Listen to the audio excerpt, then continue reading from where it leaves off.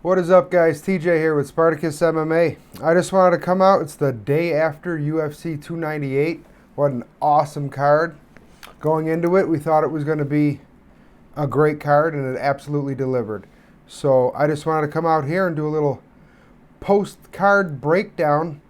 I called the video like a big fight recap or something like that, and I probably should have called it mostly the full card breakdown, because I'm going to go over pretty much every fight except the first two, the Miranda Maverick fight, and I can't even think of who this second fight was last night. Oban Elliott and Woodburn. It's a long story, you don't care, but I actually missed those two fights, so I didn't even take any notes or even watch them at all. So we'll get right into it. We'll start with Josh Quinlan versus Danny Barlow, so welterweight bout, the third fight of the night. Danny Barlow's making his UFC debut, and he looked great. Right off the bat, you could tell he had the speed advantage. He was fighting at the end of his strikes, using his reach as he should. The dude was like throwing flying knees like it was just, a straight left hand. He just threw a flying knee like it's another strike in his combination that he throws all the time. He looked really impressive. He put it on Quinlan pretty much the whole fight. In the third round, started to pour it on a little more heavy and got the TKO victory. So good for him. I'll be looking forward to seeing him in the future here. And we move on. We have Zhang Minyang against Brunson Habero. So it's a lightweight fight. Habero looked good right off the bat. It looked like he was going to knock Zhang out, to be completely honest with you. I didn't have any bets on this fight, but before it happened, I was just about to bet Habero by KO TKO. I'm glad I didn't. When it started, I was upset I didn't. But Zhang wasn't afraid to get into the pocket, and he did exactly that. He stood inside the pocket, and he landed a big straight right-left hook combo, and it absolutely floors Habero. And that was pretty much the end of the fight in the second round there, I believe.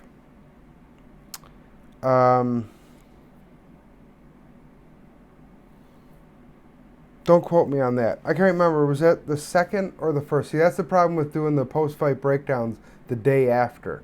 I can get a lot more details in, but then I forget on other ones. Just so we're 100% here. First round TKO. So yes, he did get it done in the first round. And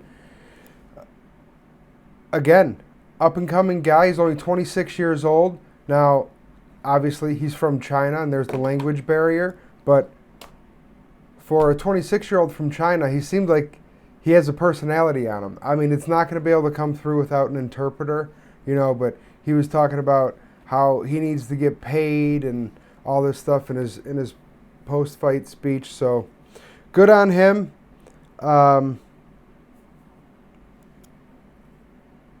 Yeah, not too much more to say about that. Like these early fights, I'm not going to go super in-depth about them, but he looked good, got the first round TKO, and the card is rolling, Once that Danny Barlow fight hit and he got that knockout, it seemed like the card really started to get some momentum here. Then we come to the Rinya Nakamura versus Carlos Vera fight. It's a bantamweight bout.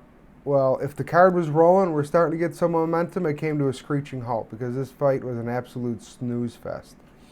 Now, I heard some people say like, oh, this is probably enjoyable for jiu-jitsu guys to watch. Now, I love grappling. I love jiu-jitsu. I am not a fan of Eminari rolling into leg locks. People talk about it like guys who have jiu-jitsu as their base think that that's like a viable option. And obviously some people do, if you're Ryan Hall or Carlos Vera, it's not. It's not a viable option to win MMA fights. It's a last resort, last ditch effort to win when you can't use wrestling or judo to implement your grappling and finish from on top. Jiu-jitsu is meant offensively, it's meant, it could be used to defend yourself and fight off your back, obviously. But just because somebody's a jiu-jitsu fighter doesn't mean they have to pull guard and try to Eminari roll into a heel hook. Use your wrestling, use your judo, get a takedown, and then, pass his guard, get to mount, and strangle the guy. Don't, leg locks work. I'm not saying they don't work, but they shouldn't be your first option.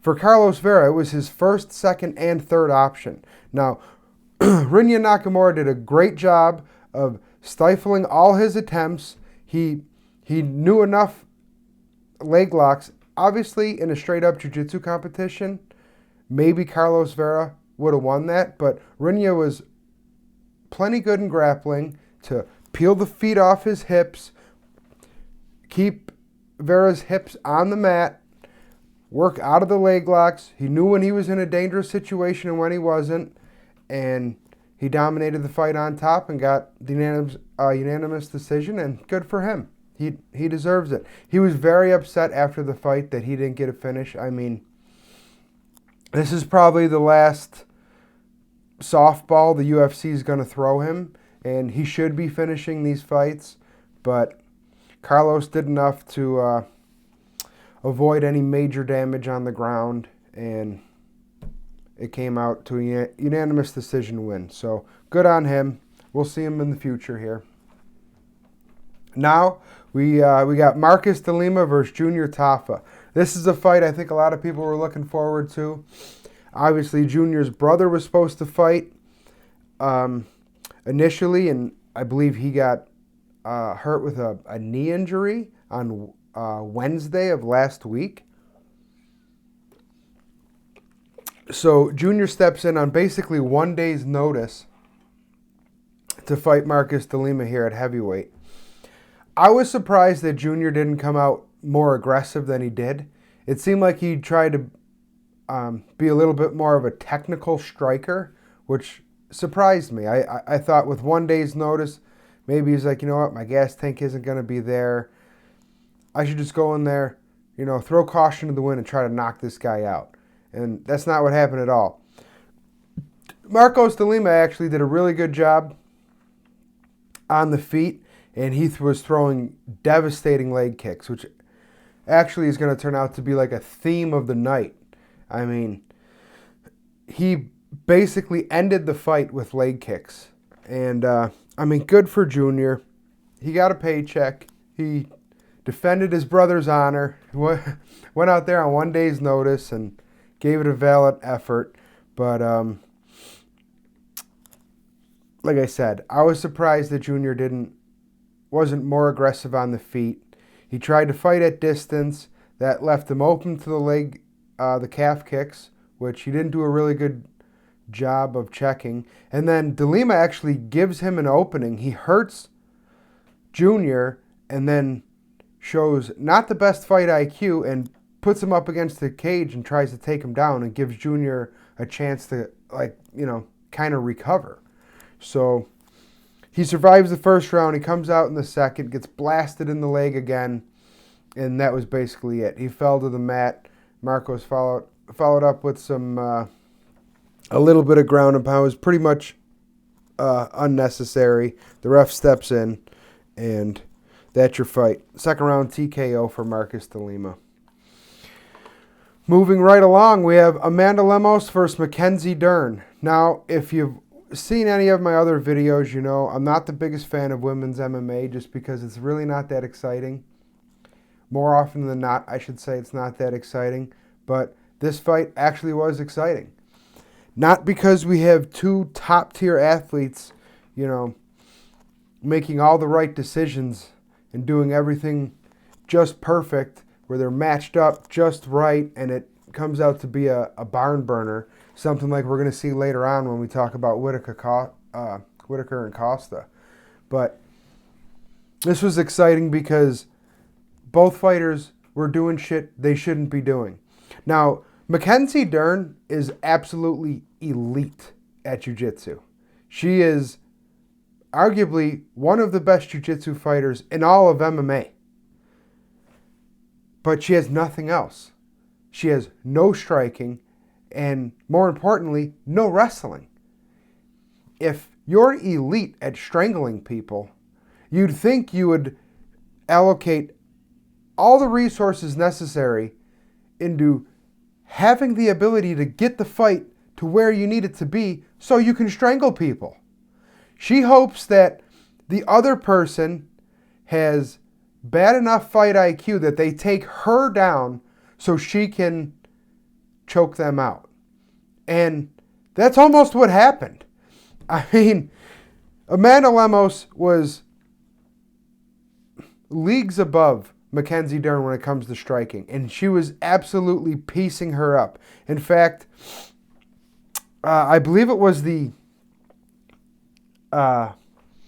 second round where Amanda Lemos just busts up Mackenzie Dern's face, hits her in the eye, knocks her down. Mackenzie Dern basically falls to the mat like, get me out of here. And I thought for sure the ref was going to stop it, but he didn't. And what does Amanda Lemos do? She goes down and follows her onto the mat, giving her a chance to recover, sweep, do whatever she has to do to win. That's the only place she can win, is on the ground.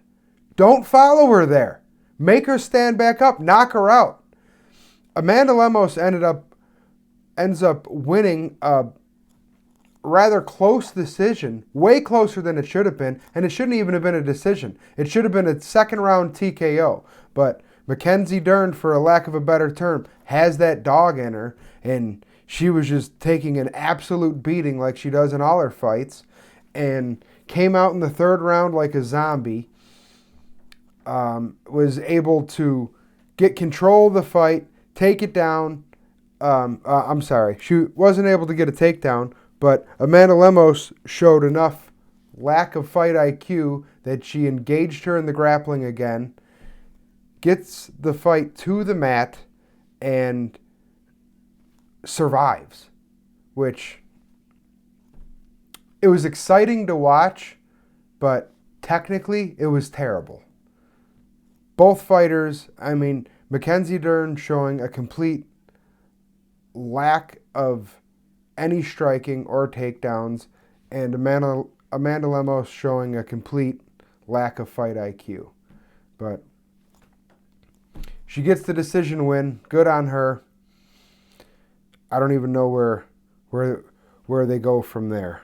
But it is what it is. It was fun to watch. It actually, I believe I had Lemos in the second leg of a parlay, so that cashed my parlay. I was happy. Moving on. Anthony Fluffy Hernandez against Roman Kopylov. Now, coming into this fight, I think everyone, not everyone, but a lot of people were pulling for Roman Kopylov because they saw that juicy plus money he got on his money line. And I can't say that I wasn't on that money line as well. Everybody kind of knew exactly how this fight could play out. You know, if Kopylov could stop the takedowns, he's certainly the superior striker. He can knock Fluffy out, which he came close to doing a few times. However, in the second round, Anthony just kept on digging, finally gets the takedown, and once he got it on the ground, the fight was pretty much all but over. He ends up getting Kopylov's back and getting a short choke. That was close, but it wasn't quite all the way in, and you could see Kopylov fighting the hands. Sorry if I just muffled my microphone there. But you could see Kopylov fighting his hands, trying to survive. They scramble a little bit, and Fluffy Hernandez ends up sinking in a full rear naked choke. At that point, he knows the fight's over, and that was it. Kopylov taps before he goes out, and Fluffy Hernandez gets the submission win. Good on him. I mean, the dude he's going to be a fan favorite if he isn't already. I think with the hardcores, he already is. He's, he's an absolute savage. He can take a beating, keep on coming, and both these guys are on the rise. I look forward to watching both their fights in the future. I think they could take a page out of each other's book, and Kopylov would do good to work on his takedown defense, which in the beginning of the fight was okay. It wasn't too bad, but Fluffy kept digging. Then once he got the takedown, like I said, it was pretty much over. And I think Fluffy Hernandez has some work to do in the stand-up, so who knows?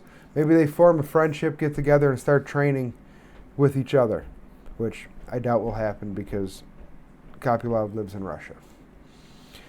All right, now we're getting to the meat of this bad boy. Merab Dvalishvili against Henry Cejudo. Big question marks coming into this fight. Does Henry still have it? Is he going to be able to withstand the absolute pace that Merab puts on people? Nobody has been able to so far. So the fight starts out and Henry Cejudo lands a big shot right off the bat. Now, coming into this fight, I was a little worried that it was going to be a snooze fest. That it was just going to be Merab pushing, spamming his takedowns, getting Henry up against the cage, and, digging for a single, digging for a double, and it was going to be 15 minutes of, grappling up against the fence with brief moments of fighting on the ground. And that is absolutely not what happened whatsoever. Right off the bat, I could tell this wasn't going to be that kind of a fight whatsoever. Like I said, Henry Cejudo lands a big shot right off the bat. It's a nice back and forth. They're scrambling. Henry Cejudo actually gets a takedown for a brief moment in the first round off of some strikes. And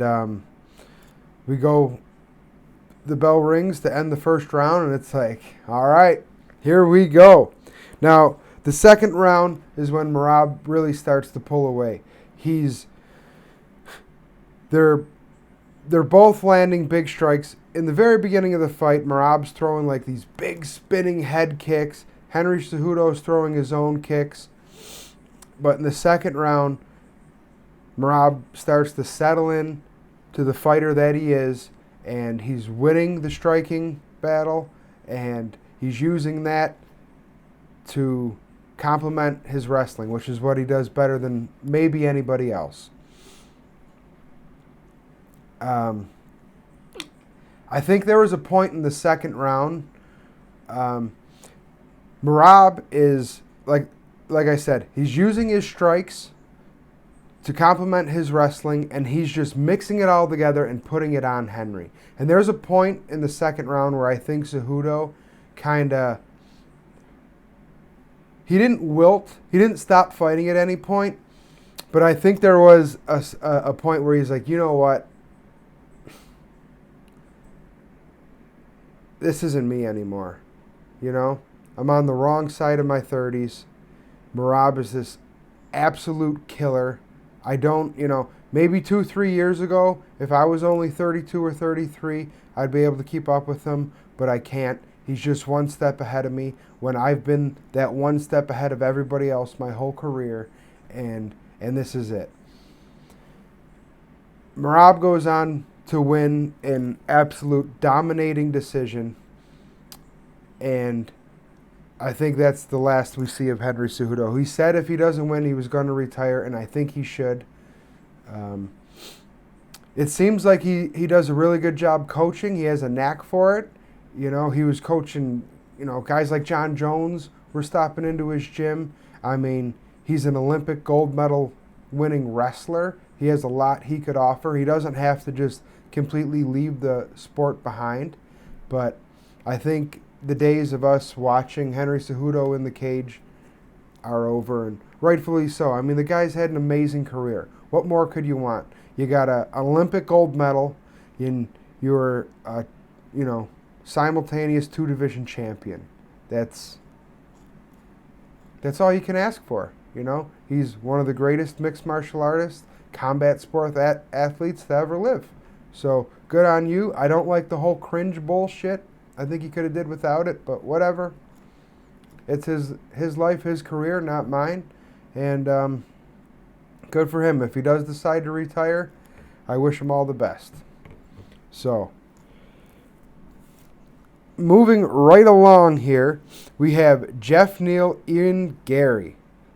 Ian Garry, he is like the pariah of MMA. I mean, the guy gets booed super hard, and he doesn't play into it at all. He doesn't like being the heel. You could tell Ian Garry wants to be liked, but he's got a super weird situation going on at home with his wife and her ex-husband, and he's the cook, and they live with that. Whatever. I don't care.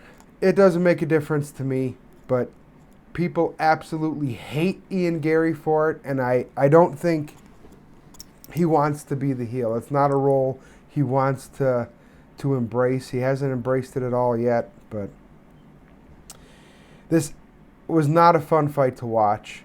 It was a lot of Ian Garry backpedaling around the ring, Jeff Neal chasing him down, blitzing in every so often. When he did come into range, Ian would piece him up, land a 1-2, get back outside, run around the ring some more. Jeff Neal would chase him down. The most entertaining thing about this whole fight was Seed Sayoud, Jeff Neal's coach, screaming at him because whenever anything of any consequence would happen, somebody would land a strike, they would like dab each other. They would like stick their hand out and dab each other up. And Seed Sayoud is like screaming at the top of his lungs, like, "Don't fucking dab him up! What the fuck?" I mean, and this is a full arena, and we are in like the crux of the card now. You know, like everyone's in the house, everyone's screaming at the top of their lungs, and you can hear Seed Sayoud above.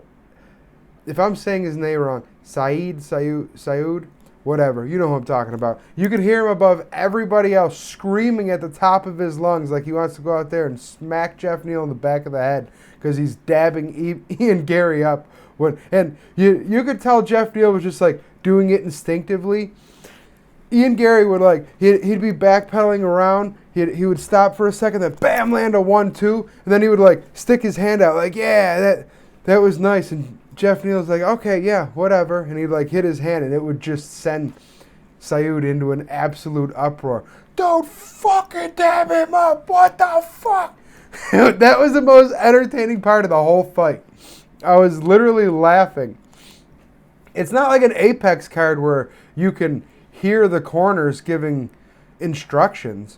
You know, like this guy's screaming at the top of his lungs. I mean, that's just his coaching style. If you're not the kind of fighter who likes to be told what to do at every point of the fight, then Sayoud's not the coach for you. He's an amazing coach. Don't get me wrong. He instructs every step of the way, and he will scream those instructions to you whether you want them or not. So, yeah. That was it. It ended up being a rather boring decision win. Again, I had Ian Garry to top off a 2-pick parlay, so when he got the call, it didn't bother me none. I was happy to hear it. All right, boys. It's the co-main event. Robert Whittaker versus Paulo Costa. So if Ian Garry versus Jeff Neal was boring as that fight was, this fight was that much more exciting. This fight is why I love MMA. It was a beautiful display of aggression and violence. So let's go through this card a little more detailed. So the fight starts with some good back and forth. I have Rob landing a really devastating low kick early. Whittaker's doing a great job of his like karate style, blitzing in, landing his shots and getting out. Good back and forth, but it seems like Rob's landing the more damaging shots more consistently. So The round's coming to an end. I'm taking my notes, and I'm like, all right, we'll give that one to Whitaker. And then, boom! Costa lands this huge spinning back kick with his heel right to the side of Whitaker's head. If this fight, or if round one was 6 minutes long, it would have been over. Whitaker was absolutely seeing stars. I can't believe he didn't go down. That absolutely would have dropped a lesser man. It was the perfect spinning back kick. Like I said, the heel lands right to the side of Whitaker's head. He is completely out of it. He's stumbling around and the bell rings. He is 100% saved by the bell. Now we come out for round two. It's more of the same. Whitaker recovered on the stool and really good back and forth. Again, the leg kicks that are like a theme throughout the night, the low calf kicks, they're landing them on each other, but it seems like Robert Whitaker is landing the more damaging. You know, his kicks seem to be, you know, having a bigger impact. And not just his kicks, but all of his strikes seem to be having a bigger impact. However, he's wearing the damage more. So I'm wondering, how's this going to play up to the judges, you know? He's bleeding out of his nose. He's got blood all over him. Costa doesn't seem to look that beat up, but he's getting a little more beat up. By no means was it dominating. It was a great back and forth. It felt like at any moment either one of these guys could land something and end this fight right now. And that's kind of how the second round, you know, keeps going. Just like the first round, really good back and forth with Whitaker just a little bit ahead. So now the third round starts, and it's more of the same. Good back and forth. But now Costa's like, whenever Rob's landing a big shot, he's like sticking his tongue out, and he's probably not even thinking about it, but it looks like, oh yeah, you could tell that really hurt because he's having his reaction. It's like when a guy gets hit with the big shot and shakes his head no, like, that didn't hurt. That's how you know it really hurt him, you know? Right around the 2:30 mark of the final round, I noticed that Robert Whitaker isn't really throwing his right hand anymore. And in fact, he's doubling, tripling up his jab. More than that, he's throwing his jab and then throwing a left hook after it. Really unconventional, especially for Robert Whitaker. Not something you would see. He's great at throwing combinations. Like I said, he has almost like a karate style where he blitzes in and throws, you know, it might be a 2 to 5 strike combination, and then he gets back out. And he's like blitzing in and throwing a 3 strike combination with every strike being a left hand. And I took note of that. Now, towards the end of the fight, like with maybe, I don't know, 30, 40 seconds left, I noticed he did throw a combination and his right hand comes at the very end of it, but I was wondering if maybe that was just, you know, he's hit that on the pad so many times where he hits the 1, 2, 3 and bam, he throws a right hook or whatever it was, and it was just instinctual, and he threw the right hand even though it was broken. I didn't hear anything about that in the any of the post-fight stuff I watched, but it was just something I noticed. I was wondering if maybe at some point he broke his hand or had a little fracture in his forearm or something where he didn't want to throw the right hand. Either way, it didn't affect him enough where he couldn't, you know, land the more damaging shots and do what he needed to do to get the decision win. I believe it was a split, if I'm not mistaken, but I had Whitaker winning the fight, as did the judges, so no controversy here. Good to see him bounce back after that loss to DDP, you know, where he was actually stopped. So he's a fan favorite. As Costa is becoming a fan favorite too. I mean, we have the language barrier, but you could tell in his native tongue the guy's probably hilarious, you know. So it was good to see both guys showing heart. That's a fight I could watch every week. I could watch Robert Whitaker and Paulo Costa do what they did last night once a week, and it would never get boring for me. So, good on them. Moving right along to the main event. This is what everyone showed up for. Alexander Volkanovski against Ilia Topuria.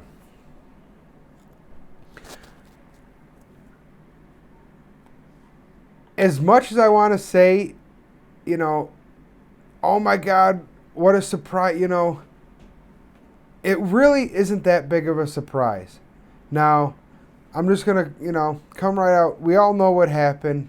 Ilia knocks Volk out. But the fight played out pretty much how everyone predicted it would. Okay? The fight starts and Volk looks slightly apprehensive, which as well he should be. I mean, his opponent is walking around with 2 atomic bombs on the end of his arms, So he's looks a little skittish. He's getting hit with some shots and not liking it. Joe Rogan points out that he's backing straight out of the exchange with his head up in the air, asking to be knocked out. Now, he did make that adjustment, and at the end of his combinations, he would leave out on an angle, which is the right thing to do. But as round 1 goes on, you can see that Volk is starting to feel himself a little bit. He's fighting at the end of his strikes. For a 5'6" guy, he's got a really long reach, which is, an advantage for him that he uses really well. So, again, he's fighting at the end of his strikes, looking pretty good. He's starting to feel himself. I'm thinking, all right, here we go. This is what it's going to be. It's going to be Volkanovski, landing his combinations, getting in, getting out. Topuria needs to find a way to get on the inside so he can land some big shots, but if he can't, Volk's going to continue to mix it up. He's probably going to throw in some takedowns, maybe get Topuria down, late in the second, early in the third round, land some ground and pound, and start to take his soul, like Volk has done so many times before, where he just implements his game plan to an absolute T, and you don't have an answer for it, and by the 4th round, you're bloodied and battered, and he's rolling, and still the champ. No, sir. Topuria rushes forward with some strikes, gets Volkanovski up against the cage. Now he's on the inside and lands an absolute bomb of a right hand, flatlines Volkanovski, sends him to the land of wind and ghosts. He follows up with some ground and pound, which was completely unnecessary. The second that right hand lands, Volk is completely unconscious. He literally drops like a sack of potatoes, which is sad to see. It was sad to see such a dominant champion that we love to watch for so many years just get crumpled. But that's the name of the game. The young lion takes his seat at the throne. This is how it goes. You dominate for years, and then eventually those young bucks come up and they challenge you, and you're on the wrong side of 35, and you're just that millisecond slower than you used to be, to where maybe you would have got your head offline and the strike would have just grazed your face. Maybe stunned Volk a little bit, but he would have been able to tie up, regain his composure, push him off, get back to the end of his strikes. That's not what happened. He's lost that little bit, so now this strike lands. Boom! Right on the button, drops him like a rock, and new. Ilia Topuria is the featherweight champion of the world. Now, he kind of embraced the heel role, I think, just because Volk has become a fan favorite over the years. Now, if you don't remember, there was a time when people were like, why doesn't Volk get the love that he deserves? He's finally at this the point in his career where he is a fan favorite. His personality shining through. He was playing up the old man role. You know, he came to the press conference dressed like an old man. There was fans in the stands dressed like old people trying to support Volk. He's finally got the support. I mean, the crowd is roaring when he comes out. And just when you reach the pinnacle of the sport, here's this young, up-and-coming savage who doesn't speak English, who, unless you're, follow the fight game pretty close, you probably didn't even know who Topuria was, and he just flatlined your champion. As sad as I am to see the end of this era, I'm excited to see what comes next. I've been saying for a long time that I think 2024 is going to be the year of the changing of the guard, and I stand by that. I don't think Volkanovski ever holds the title again. I don't think we see Cejudo or Whitaker or Gaethje or Poirier. I go so far as to say, I don't know if Izzy is ever champ again. These are guys that, got us through the, I don't even want to say the word, but got us through the years where we were all at home in our house, where the UFC forged on and gave us something to watch set the standards for all the other major sports organizations to follow with their bubble, and these were the guys that got us through those times, that we've grown to love over the past 4 or 5 years, that at certain points seemed absolutely unbeatable. You can't tell me there wasn't a point in Izzy's career where you were like, who's going to beat this guy? Who is going to beat Volkanovski? He had some close fights with my boy Max, but then his last fight, he puts it on him like he's just somebody else. And then we see what Volkanovski did to Yair. Who's going to beat this dude? Well, Ilia Topuria is going to beat him. That's who. Who's going to beat Whitaker other than Izzy? It's Izzy and Whitaker, and then everybody else. Well, it turns out there's this absolute savage from South Africa named Dricus du Plessis who's going to not only beat Whitaker but stop him. And that goes for Gaethje and Poirier and all these guys. It's the changing of the guard. And as sad as I am to see these fighters that I've grown to, be a fan of over the years, I'm excited to watch the up-and-coming guys do their thing. If there's anybody in here who's new to MMA, if I can give you one piece of advice, it's don't get attached to fighters. You can't attach yourself to fighters like you can sports teams, because when, Aaron Rodgers or Brett Favre or Tom Brady get too old to do their thing, which they will, your team is still going to be there. They're just going to draft a new quarterback. If you attach yourself to a fighter, no matter how dominant he seems, sooner or later, Father Time is going to come for that strap. And he's going to get it. He's undefeated, So enjoy watching these guys. Be a fan of MMA. Be a fan of the fights, not the fighter. So, all right, guys, that's all I got for you for that post-fight breakdown. Stay tuned. I'm probably going to be dropping a video later tonight on a UFC main event announcement for Hill versus Pereira. I'll give you my thoughts on that. I might make a little short about that, but please, if you're new here, like, subscribe, leave a comment, let me know what you like, what you don't like, insult me, tell me I'm great, whatever. But support the channel. I appreciate it. Hit that like, subscribe, leave a comment, like I said. And all right, guys, I'll see you on the next one. Go Bills.